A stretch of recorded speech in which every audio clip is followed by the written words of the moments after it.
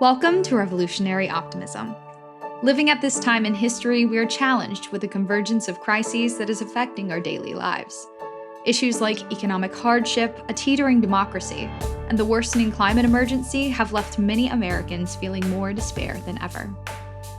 To respond to the challenging times we're living through, physician, humanitarian, and social justice advocate Dr. Paul Zeitz has identified revolutionary optimism as a new cure for hopelessness, despair, and cynicism. Once you commit yourself as a revolutionary optimist, you can bravely unleash your personal power, #unify with others, and accelerate action for our collective repair, justice, and peace.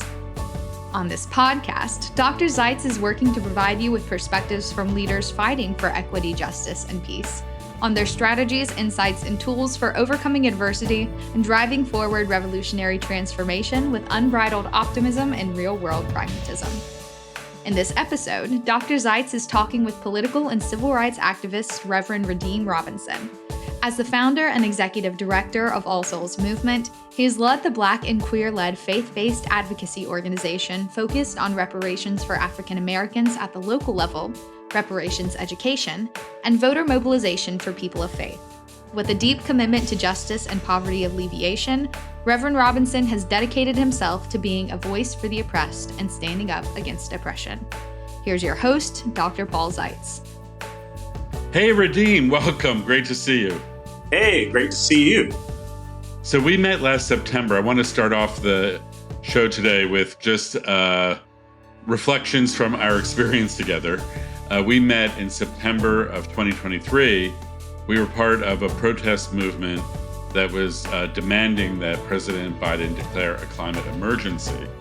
And we were part of a 2-week effort. There were about 7 different days when a group of us assembled, and several of us each time would get arrested for affixing a sign to the White House fence declaring a climate emergency. There was a day where you and I were the designated people who were prepared to be arrested. So what do you remember about that day, and how did it unfold from your perspective? Yeah, we somehow ended up in the paddy wagon. It was Kai, you, Ali, and myself. They put us in there, and then they sent us off to like a precinct. It was like the Park Police station. Yeah, the National Mall. Yeah, they sent us there, and I think we was there for about maybe 2 hours. 2 hours in, and all of a sudden, I see the guards are letting Kai and Ali out, and I'm like, oh wow, this is great. We get to go home. And all of a sudden, I hear from Kai, "I love you, brother. I'll see you later."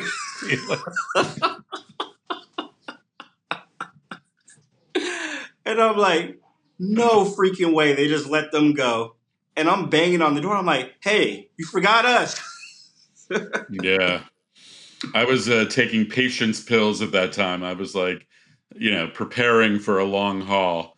Yeah. And then we were there a couple more hours. So after like 4 hours there, then they handcuffed us and took us by paddy wagon, and they drove us over to DC Central Cell Block. Of course, we had no idea where we were going. There was no information provided. We had no phone call to our lawyer or to our loved ones.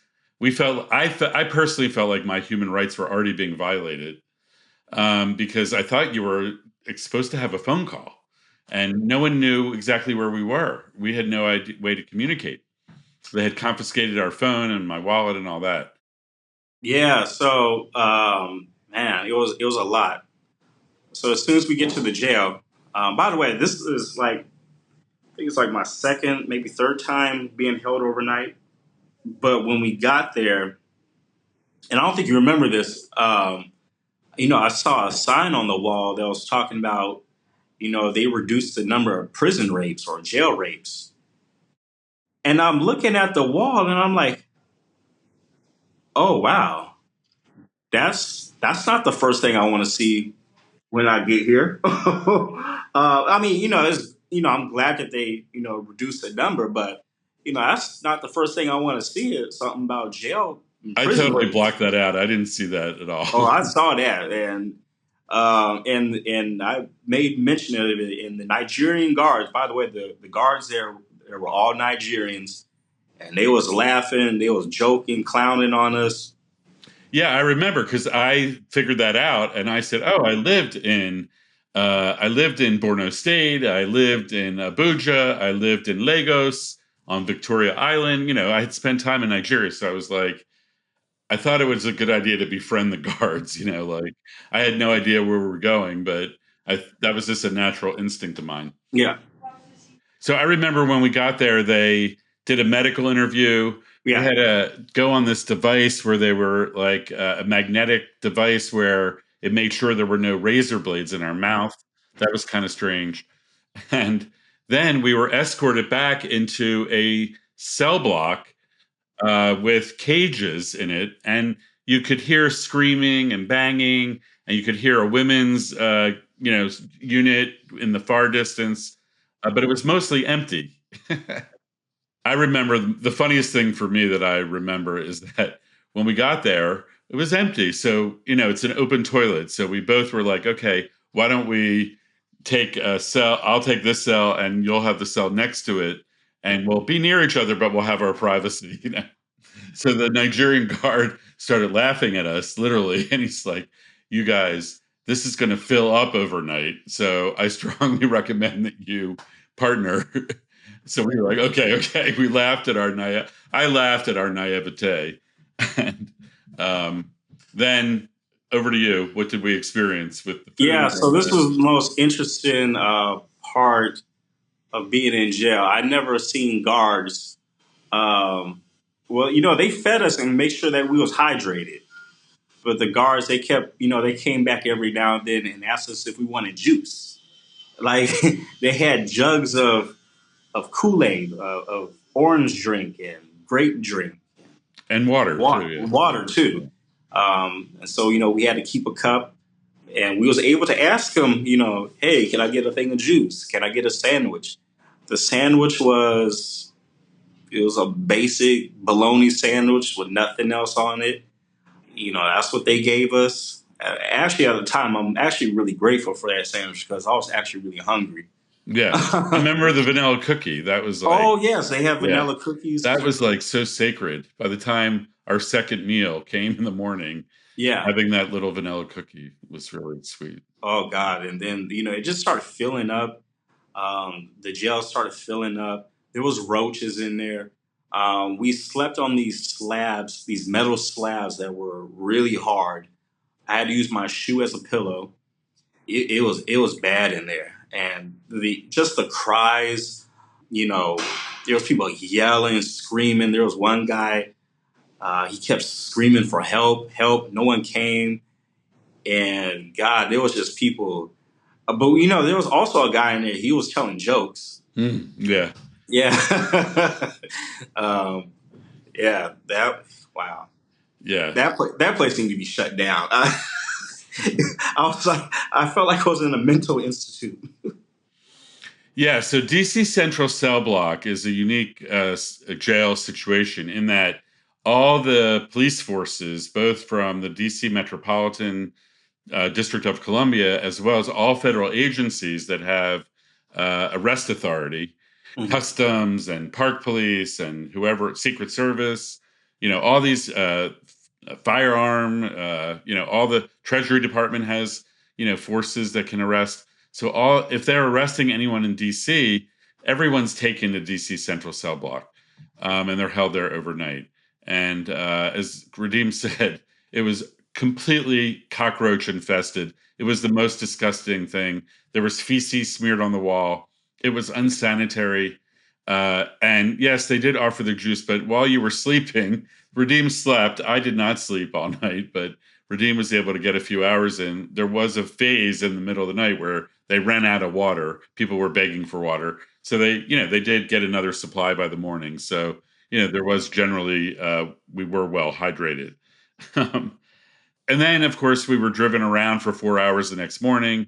like going from courthouse to courthouse, and it was complete confusion. They had more important cases to deal with, and they didn't really want to deal with us at the court. But we got the runaround while we were handcuffed in a paddy wagon. So that was kind of nasty. It was painful. Yeah, painful for sure. So 22 hours total. What is the bottom line? Do you have a synthesis of a lesson that you garnered or something that occurred for you personally or spiritually about that experience? Well, here's the thing. Now that I'm, reflect on it more, and as I'm seeing the college students across the country who are getting arrested, the police are not here to protect us. Police are here to silence truth tellers like you and me. The people who were on the fence. That's who they're here to silence. They're here to silence truth tellers. They're here to protect the ruling class. All these months later, that's what I'm really getting out of all of this. We were speaking truth to power. All of us were unarmed. We looked unarmed.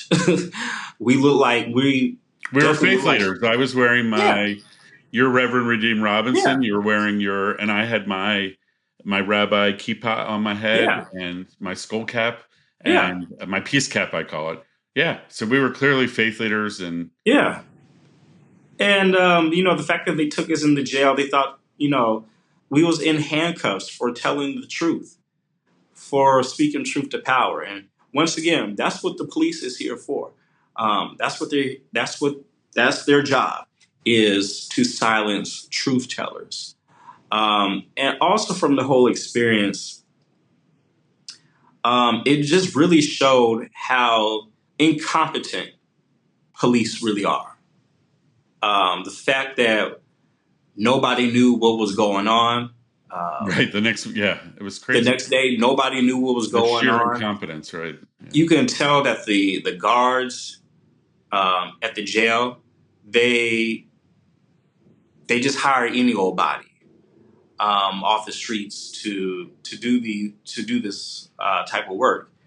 And also looking at the jail too, DC is predominantly a black city, but when we look at cities across the country, it's mostly black men that's in these jails.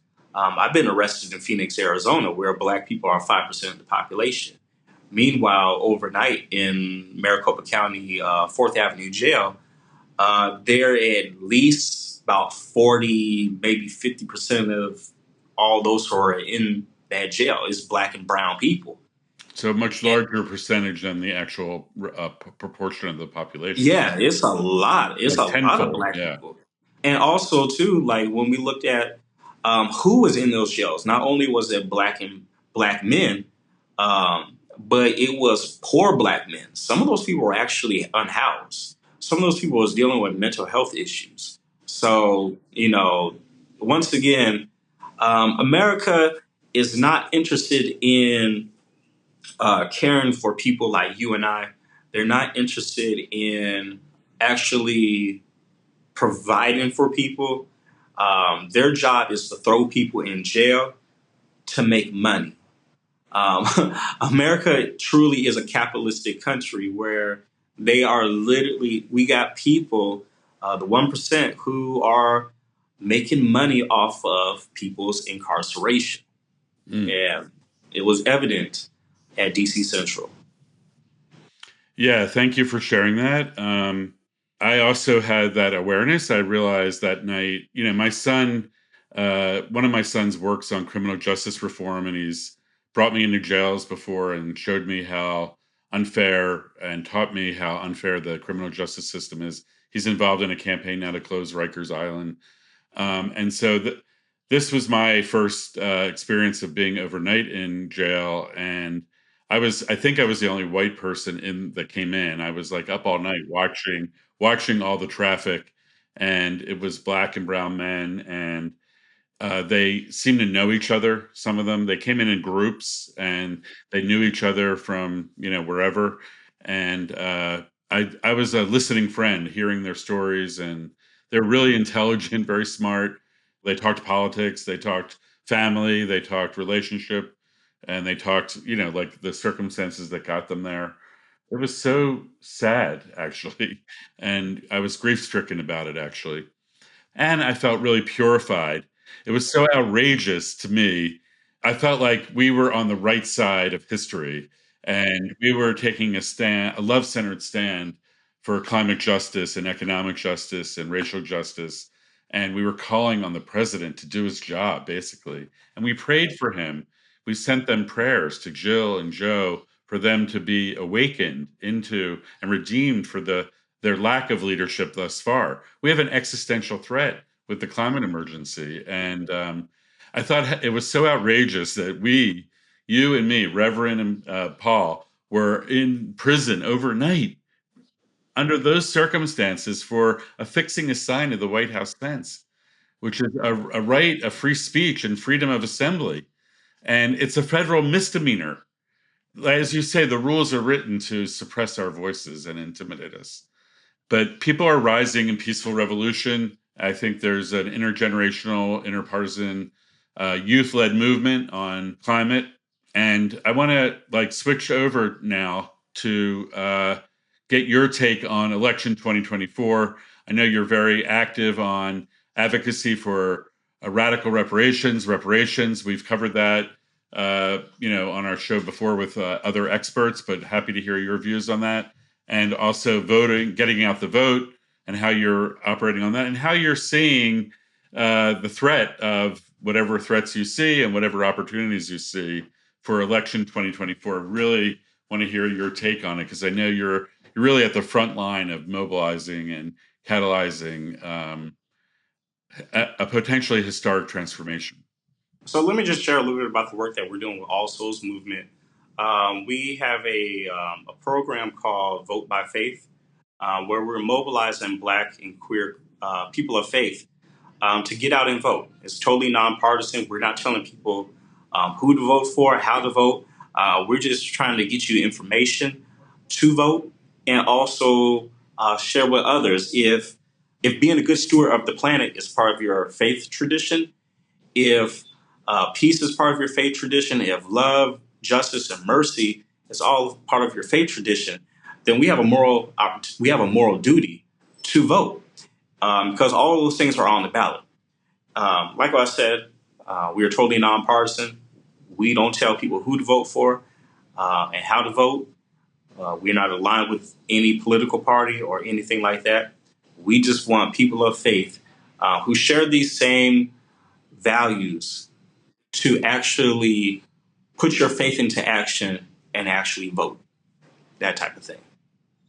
Now, can I just ask you, are you organizing that all over the country, or are you doing that in specific geographies, or how? Yeah, we're doing that in a couple states, not in every state, but just in a few couple states, mostly in predominantly black and brown communities.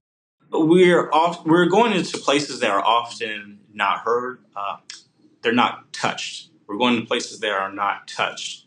So, we're trying to increase voter engagement in South Central LA, Arizona, New York is one place, Massachusetts, several different places. Utah. Utah is another place. Everyone thinks Utah is this Mormon Mecca, which it is. But Salt Lake City, I would say the progressive community out there is growing. So that's another place that we're touching. And we also have Black people in Salt Lake City that also, we want to activate them. We want to put them to work at, make sure that they're at the polls as well. Fantastic. That's great.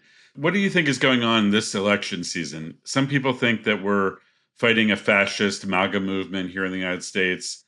We have two candidates, Trump and Biden, who ran before against each other, and they're running against each other again.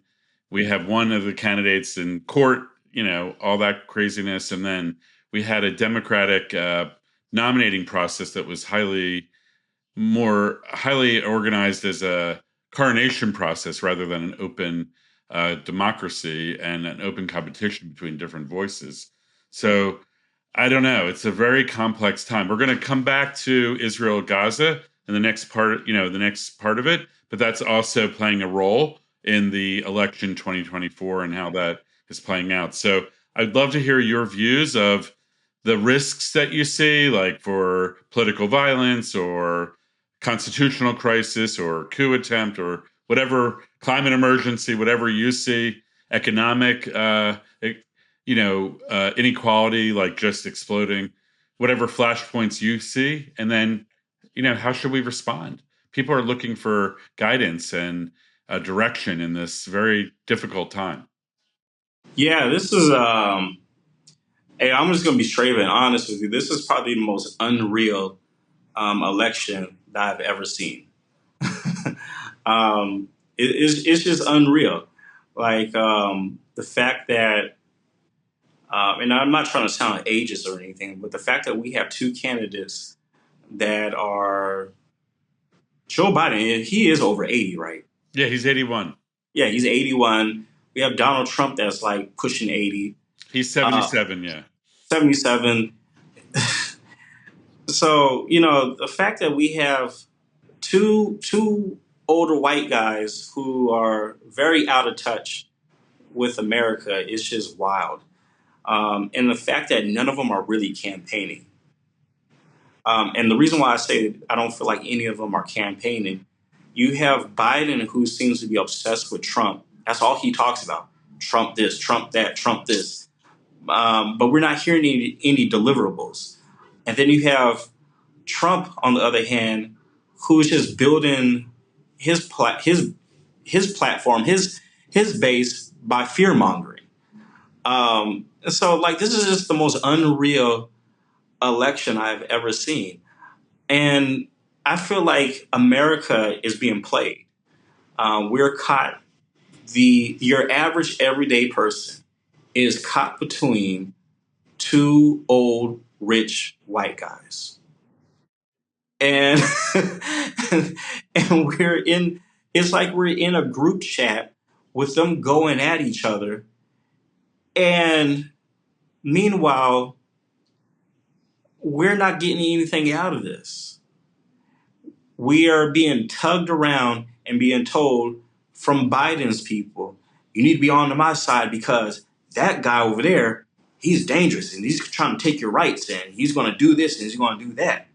And then you have Trump, on the other hand, he's tugging on people, talking about, you need to be on my side because that guy, he's an illegal and he's going to do this and he's going to do that.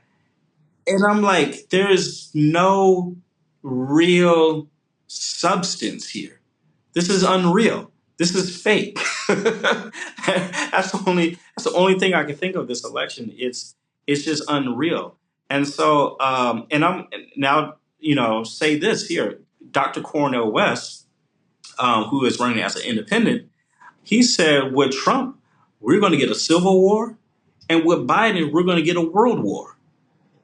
And so we're in a bad situation here. And I think right now we're in a political moment where a revolution is actually starting, where people are actually waking up and they're like, I'm tired of this.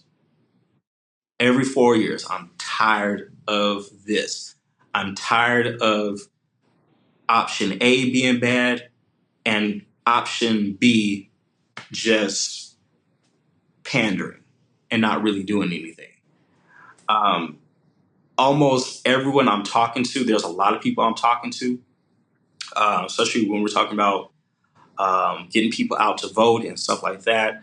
I'm seeing a lot of apathy, voter apathy. And it's really sad that it's gotten like that. And, I used to be the type of person that will shame people into voting. And I'm not doing that no more because they are right.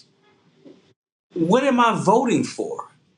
Now, don't get me wrong. I think everyone needs to vote locally because that's where me personally, well, not even me personally. I think we can all say that we see a lot of changes on a local level when it comes to voting.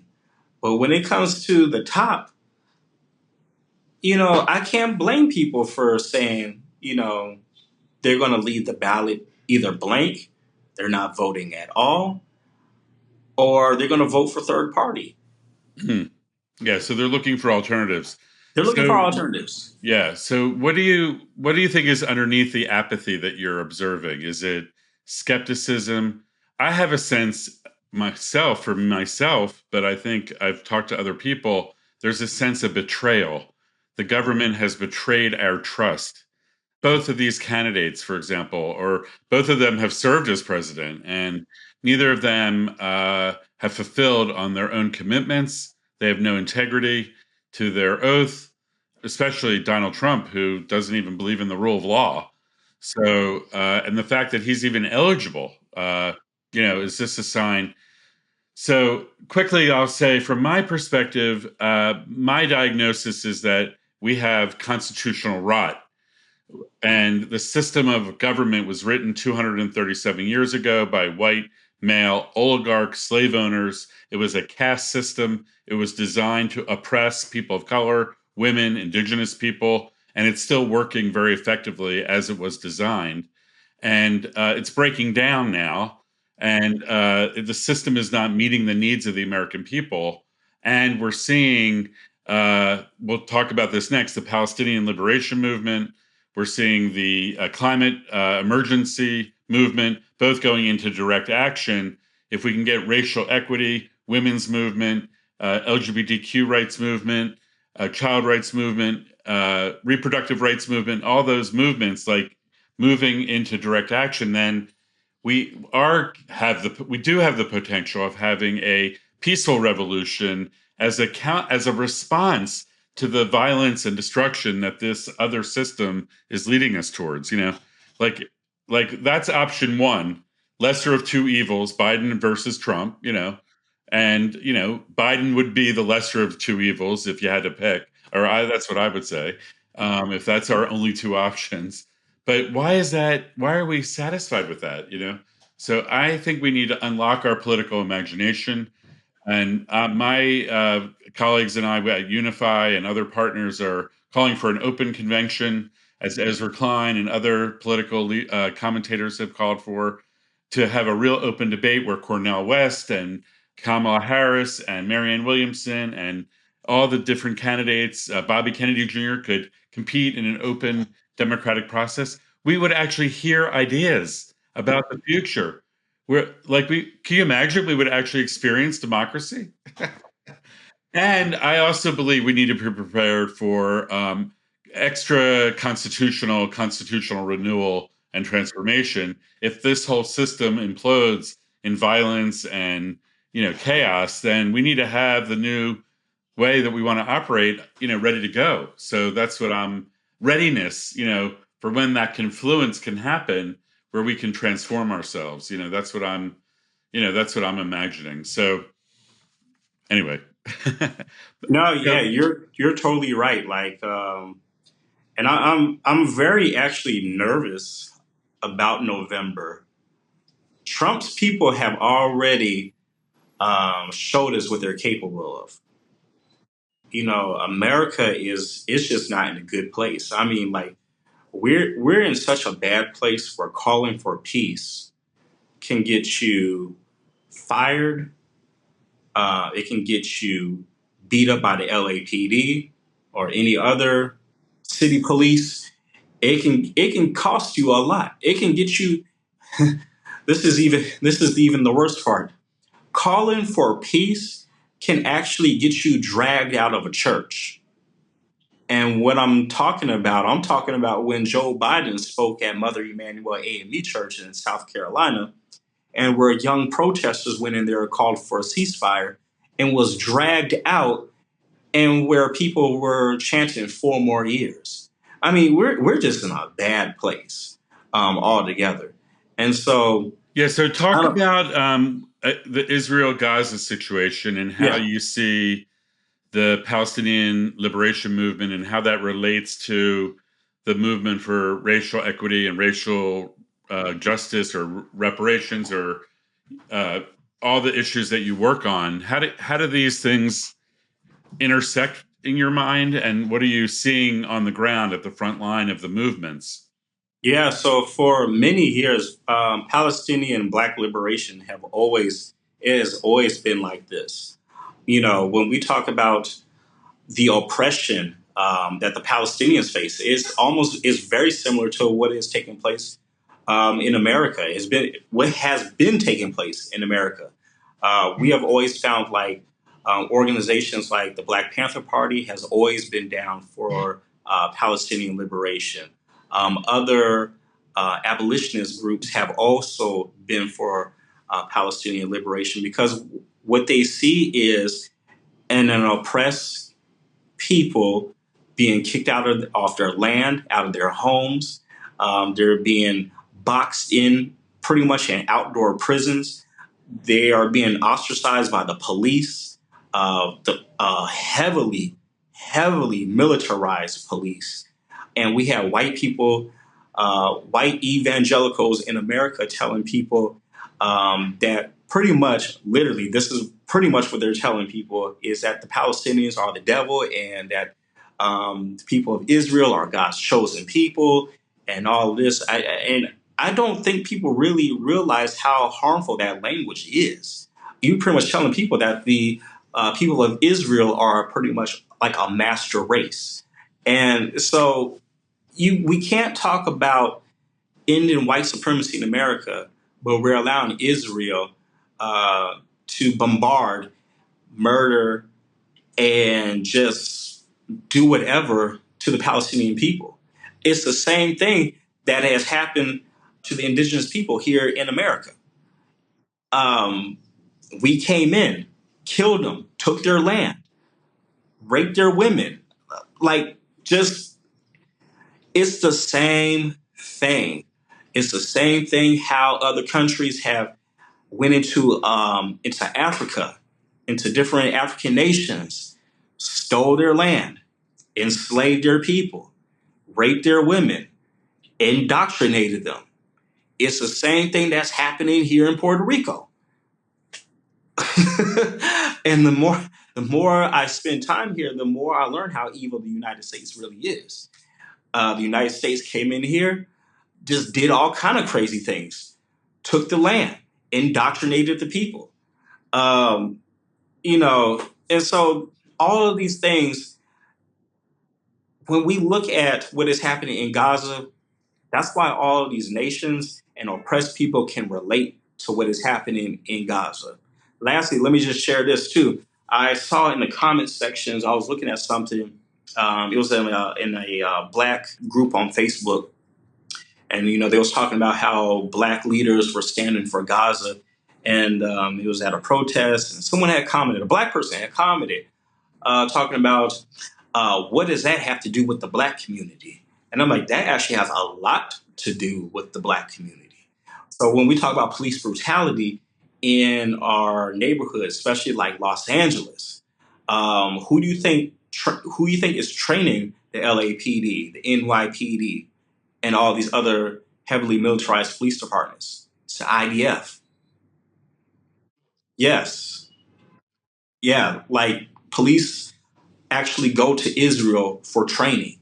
They train cops and they come back even more militarized. So when we talk about police brutality, that intersects what is happening in Gaza. When we talk about reparations, that's another topic I'm very passionate about. Reparations, healthcare, college tuition-free tuition-free colleges. It's so funny that we always ask how we're going to pay for that. How are we going to pay for universal health care? How are we going to pay for reparations? How are we going to pay for tuition-free college? I mean, this is the same country that lost its when we're talking about clearing up student loan debt for millions of Americans. But when we talk about sending $95 billion to other countries for military aid, nobody asks questions. Nobody blinks. Yeah. Nobody. And like, this is wild to me. Like, we just sent Israel another $26 billion. Meanwhile, a debt for reparations hasn't been paid. Meanwhile, we still got people that can't afford simple health care. People are struggling, yes, to pay their We got, medical bills. yeah, like, and we got bridges falling apart. We got, have have you all been to look at Skid Row in Los Angeles? Look at all these other places where homelessness is rising. Yeah, homelessness is rising. Everybody is almost becoming homeless. Like when people here in Puerto Rico ask me, where am I from? I tell them I'm from LA. And they're like, how come there's so many homeless people out there? What's going on out there? You all have a lot of homeless people. Like, and I meet other people from other countries too out here, like a lot, like Brazil, Europe, and the first thing they always ask, why do y'all have so many homeless people?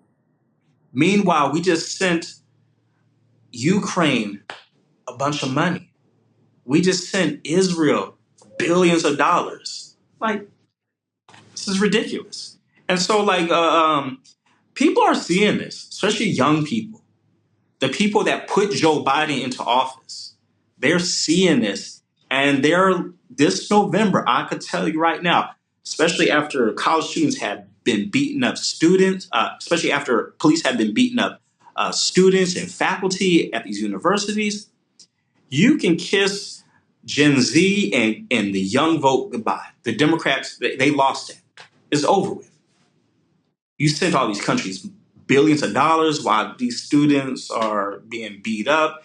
They can't afford health care. They got more bills than they got money. It's ridiculous. And America is about to collapse. We're literally seeing America is about to implode. It's just the political landscape is falling apart. Capitalism has everybody down, which is causing everyone's mental health to be in shambles. So I'm just like, America is falling apart.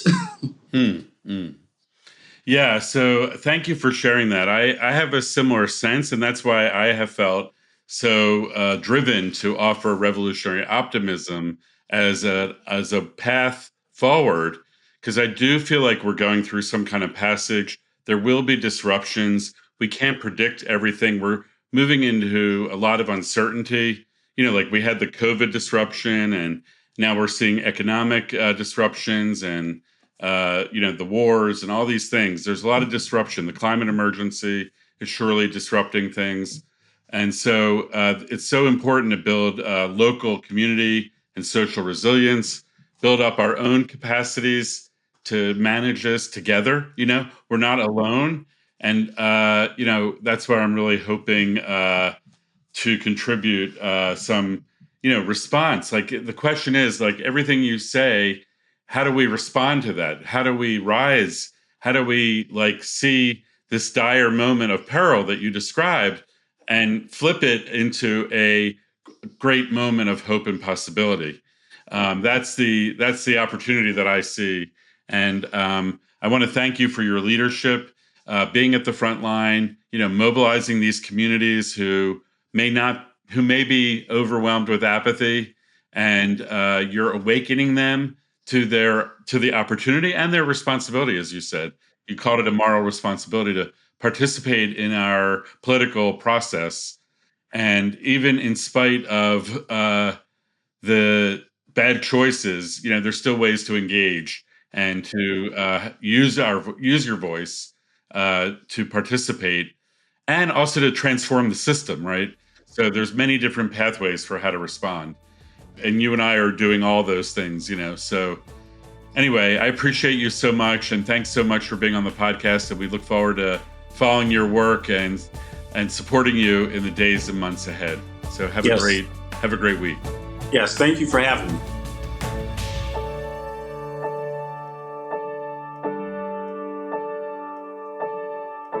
Thanks so much for listening to that wonderful conversation with my friend and colleague, Reverend Radim Robinson.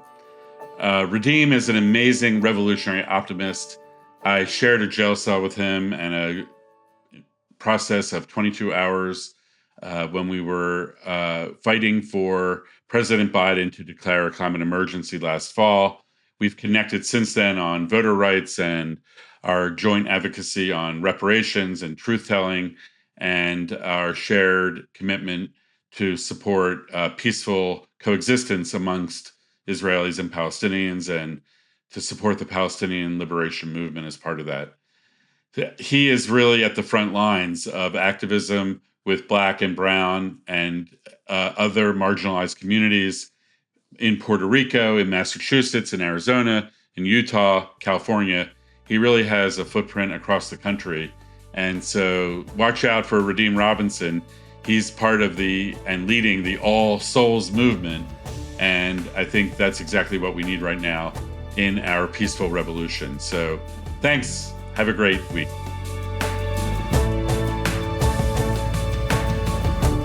Are you ready to be part of the revolution? To learn more about Revolutionary Optimism and to get your copy of Revolutionary Optimism, 7 Steps for Living as a Love-Centered Activist, please visit revolutionaryoptimism.com. To get to know Dr. Zeitz, please visit drpaulzeitz.org. And to explore building movements, please visit unifymovements.org. If you like this show, be sure to follow on your favorite podcast app so you don't miss an episode. Revolutionary Optimism, transforming the world one episode at a time.